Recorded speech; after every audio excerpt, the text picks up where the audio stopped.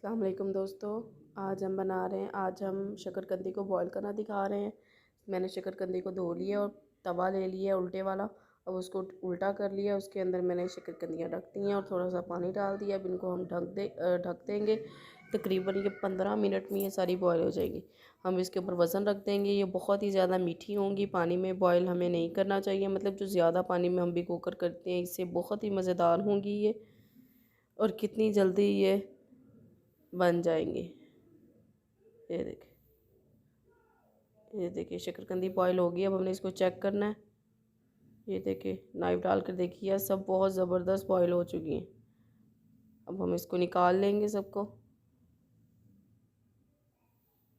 ये देखिए, अब इनको छीलेंगे।